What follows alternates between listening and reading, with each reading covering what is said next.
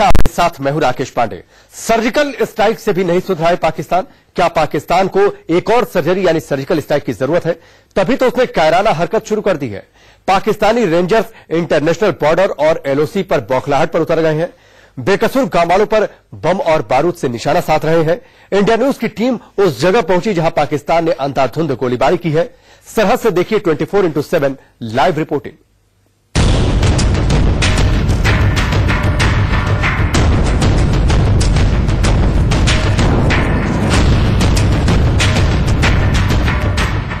ये पाकिस्तान के गुनाह के जिंदा सबूत हैं।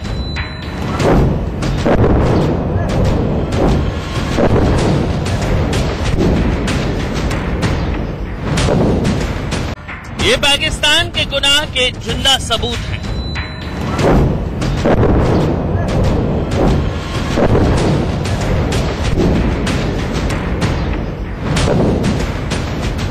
पाकिस्तान की कायराना हरकत की तस्वीर है ये।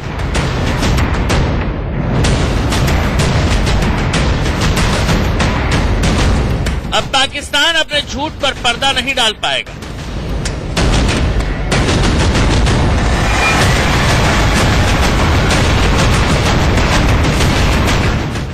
आज हम पाकिस्तान के सारे पापों को आपके सामने रखने वाले हैं।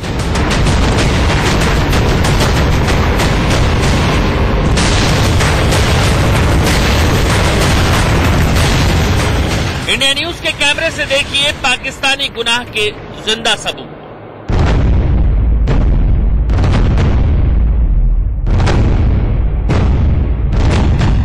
बीते 3 दिनों में पाकिस्तान ने 3 बार सीज फायर तोड़ा, जिसमें से 2 बार तो पुंछ इलाके में ही गोलाबारी की। होली के दिन पाकिस्तान ने सीमा पार से गोले दागे। सिर्फ मोर्टार ही नहीं दागे बल्कि स्वचालित हथियारों से भी अंधाधुंध गोलीबारी की। देखिए किस तरह पाकिस्तान ने इस मकान को छलनी कर दिया। इंडिया न्यूज ग्राउंड जीरो पर पहुंचा और जो कुछ देखा वो आपके सामने है।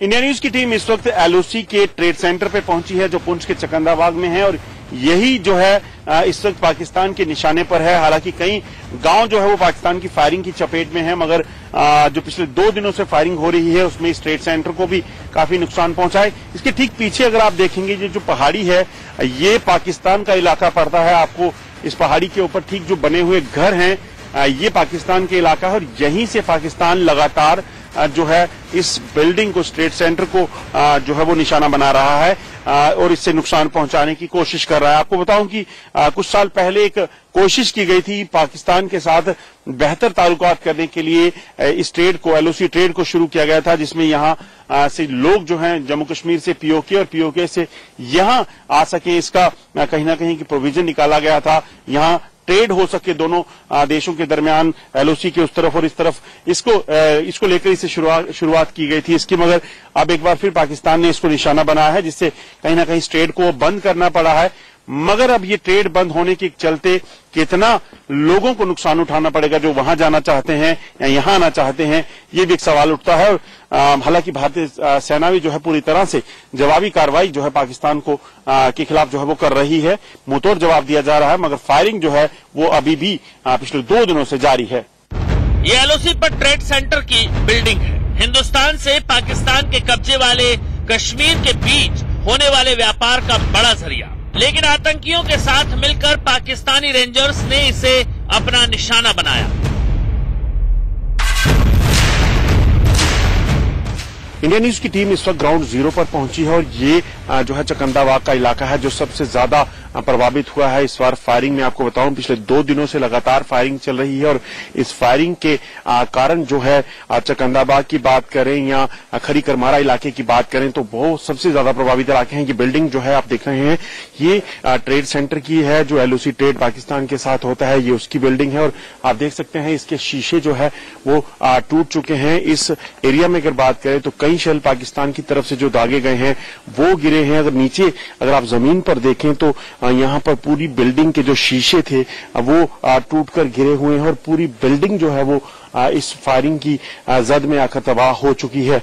आपको बताऊं, कल से जो फायरिंग शुरू हुई थी वो कल शाम को बंद हुई, मगर आज सुबह अगर बात करें तो एक बार फिर लगभग 6:45 बजे फायरिंग शुरू हुई, जिसके बाद शेल जो है वो लगातार जो है वो फायर जो किए जा रहे थे, उसके चलते ये पूरी की पूरी इलाका जो है इससे प्रभावित हुआ।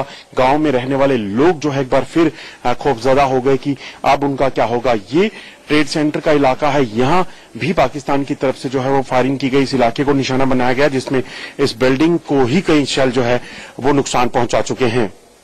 48 घंटों की फायरिंग से इस इमारत को अच्छा खासा नुकसान पहुंचा है। इस बिल्डिंग की छत मोर्टार शेल के अटैक को झेल नहीं पाई और टुकड़े टुकड़े होकर नीचे आ गिरी।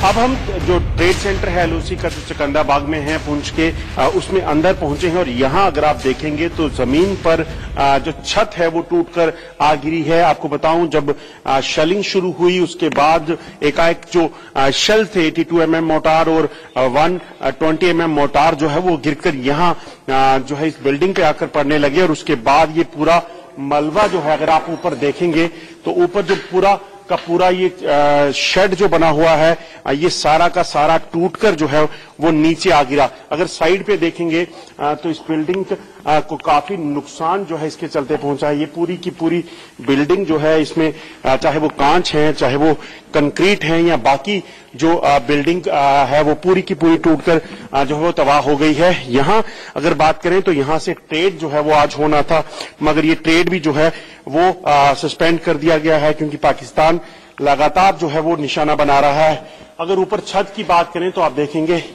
पूरा का पूरा छत जो है वो आकर नीचे गिर चुका है। यहाँ इनकी दीवारों को अगर आप देखेंगे तो दीवारों पे स्प्लिंटर्स के निशान अपने आप उस खौफनाक मंजर को बयां करते हैं जो फायरिंग के दौरान यहाँ लोगों ने देखा। मेरे साथ यहाँ लोग हैं जो पुलिस के कल थे। ये कितने बजे यहाँ पे शेलिंग हुई, तो क्या हुआ फिर? आज सुबह 6 बजे से शुरू है, ये फायरिंग बराबर चल रही है। तो यहाँ कब लगा है ये सुबह 6:30 बजे के करीब।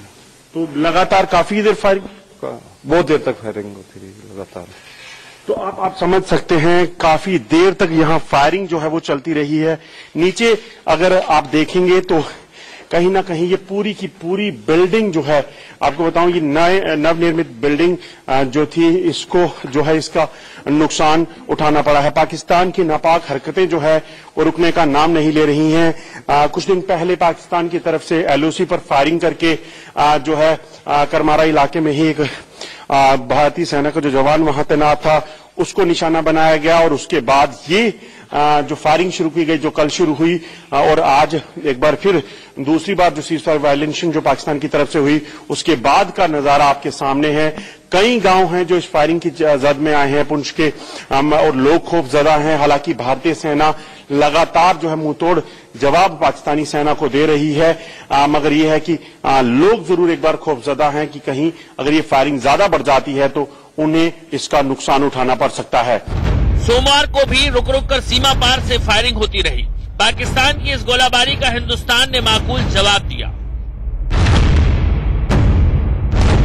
पिछले कुछ देर से यहां फायरिंग बंद थी, मगर पाकिस्तान की तरफ से एक बार फिर जो है पुंछ को निशाना बनाया गया। आप देखेंगे यहां पर जमीन पर पड़े हुए कांच के टुकड़े ये बता रहे हैं कि किस तरह से फायरिंग जो है यहां हुई है और जिसके चलते यहां भारी जो है तबाही जो इस बिल्डिंग को हुई है, काफी नुकसान जो है यहां पे हुआ है। हालांकि किसी की जान जाने की या किसी की अभी तक कोई जख्मी होने की खबर नहीं है, मगर लगातार जो शेलिंग की जा रही है पाकिस्तान की तरफ से वो अपने आप में जो है एक चिंता बनी हुई है। अगर यहां भी आप देखेंगे तो पूरा का पूरा ये बिल्डिंग का जो इलाका है, पूरा का पूरा स्ट्रक्चर जो है यहां पर टूट कर नीचे आ गिरा है। ये बिल्डिंग जो है वो पूरी तरीके से डैमेज हो चुकी है। सबसे बड़ी इंपॉर्टेंट आपको बात बताऊं कि ये जो इलाका पड़ता है यहीं से भारत और पाकिस्तान के बीच संबंध सुधारने के लिए ट्रेड जो है एलओसी ट्रेड जो है वो शुरू किया गया था, मगर इस बार पाकिस्तान की तरफ से इसे भी निशाना जो है बनाया गया है ट्रेड सेंटर को। जब ये फायरिंग शुरू हुई यहाँ सिर्फ जम्मू कश्मीर पुलिस के कुछ लोग जो है मौजूद थे, मगर उन्होंने यहाँ पर बराबर इस क्योंकि ये पूरा ही सेंसिटिव इलाका है यहाँ पर रुके रहे और इस इलाके की जो है क्योंकि ये भी बड़ा अहम रहता ही किसी तरह के ऐसे नासर यहाँ पर आकर कोई नुकसान ना पहुंचाए, यहां ना आ जाए, जिसके कारण इसकी सिक्योरिटी जो है इसको छोड़ना बड़ा मुश्किल हो जाता है। इन लोगों ने भी उस शेलिंग के दौरान यहां पर रहकर कहीं ना कहीं बराबर यहां पर सुरक्षा का भी पूरा ख्याल रखा, मगर अभी भी चिंताएं ये बनी हुई हैं कि पाकिस्तान अभी भी शेलिंग कर रहा है, स्थानीय लोगों को निशाना बना रहा है, ट्रेड सेंटर को निशाना बना रहा है, जिसके चलते उनमें चिंता ये है कि कहीं ना कहीं लोगों को कोई नुकसान ना हो। नीरज कुमार के साथ अजय जंडिया, इंडिया न्यूज, पुंछ। पाकिस्तानी गुनाह के जिंदा सबूत आपने देखे। पाकिस्तान की इस मंशा को हिंदुस्तान अच्छे से भांप चुका है, तभी तो दो तरफा जवाबी कार्रवाई शुरू कर दी गई है। पाकिस्तान की गोलाबारी के साथ साथ बस सेवा भी भारत ने रोक दी है। फिलहाल पुंछ से रावलकोट जाने वाली बस सेवा को निलंबित रखा गया है। इसके अलावा इंटरनेशनल बॉर्डर और एलओसी पर भी तैनाती बढ़ा दी गई है।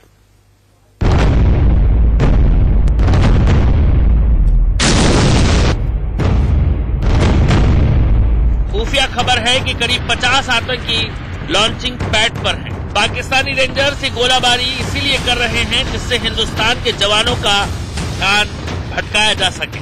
बड़े बड़े मोर्टार शेल देश के दुश्मनों की इस साजिश का बड़ा हिस्सा है।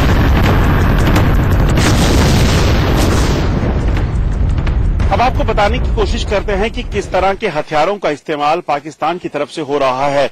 हालांकि ये पहला मौका नहीं है जब ऐसा हो रहा है। आप देखेंगे ये एक ऐसा इलाका है जहां पर एक मोर्टार शेल जो है वो फटा हुआ है और ये उसका जो बचा हुआ हिस्सा है वो है, ये टेल कहा जाता है इसे। और आपको बता दूं कि इसके साइज से, इसके वेट से पता लगाया जा सकता है। जब ये शेल यहां फटा है, ये 120 mm मोर्टार शेल है, जब ये फटा है तो ये पूरा का पूरा इलाका अगर आप देखेंगे तो यहां पर इसका नुकसान हुआ है। यहां सामने आके देखेंगे तो इसी तरह की छोटी छोटी हटमेंट्स यहां बनाई गई हैं और ये हटमेंट्स भी जो है इस फायरिंग की चपेट में आई हैं।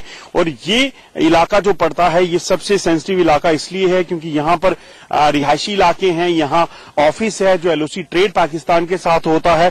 ये सारा का सारा इलाका जो है कहीं ना कहीं इस फायरिंग की चपेट में हुआ है। वहीं अगर बात की जाए खरी, कलमारा और इसके अलावा चकंदाबाग के आसपास के कई इलाके हैं जो पाकिस्तान की फायरिंग का शिकार हुए हैं, मगर पाकिस्तान की फायरिंग का जवाब कहीं ना कहीं भारतीय सेना भी मुंह तोड़ दे रही है। दूसरी तरफ एक चीज बड़ी स्पष्ट है कि पाकिस्तान फिर एक बार ऐसे हालात बनाना चाहता है जिससे कहीं ना कहीं भारत और पाकिस्तान के बीच जो रिश्ते कहीं ना कहीं सुधारने की जो बातें सरकारें करती हैं वो ना हो सके। इसके लिए जिम्मेदार जो भी हो, मगर कहीं ना कहीं एक फायरिंग वापस शुरू होने से ये जो ट्रेड सेंटर है, यहां से पाकिस्तान के साथ जो ट्रेड होता था, जो लोगों का राह मिलन बस सर्विस जो चलाई गई थी, जो जहां से लोग पीओके जाते थे और पीओके से यहां आते थे, वो एक बार फिर से बंद कर दी गई है। और आज इसका दिन था मगर इसे आज बंद रखा गया है ताकि ये जो पाकिस्तान की तरफ से शेलिंग हो रही है उसके कारण मुमकिन नहीं कि पाकिस्तान के साथ रिश्ते जो है वो कायम रखे जा सके।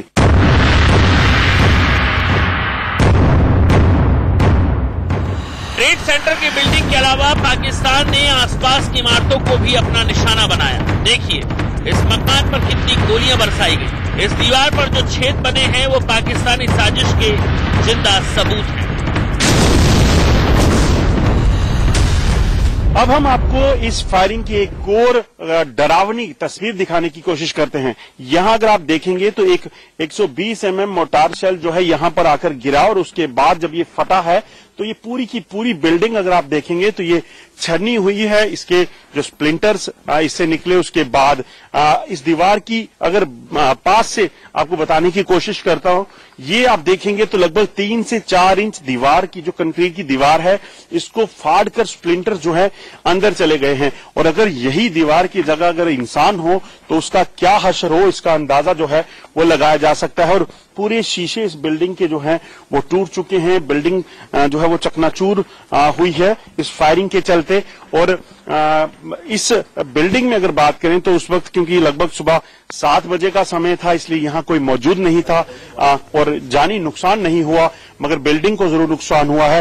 ये बिल्डिंग लगभग 10 बजे यहां पे ऑफिस खुल जाते हैं ट्रेड सेंटर के, और अगर ये 10 बजे के बाद फायरिंग होती, क्योंकि फायरिंग तो दोपहर तक चलती रही, तो आप खुद अंदाजा लगा सकते हैं इसका कितना नुकसान, जानी नुकसान जो है करने की कोशिश पाकिस्तान की तरफ से हुई है। और भारतीय सेना की अगर बात करें तो वो लगातार मुंहतोड़ जवाब दे रही है।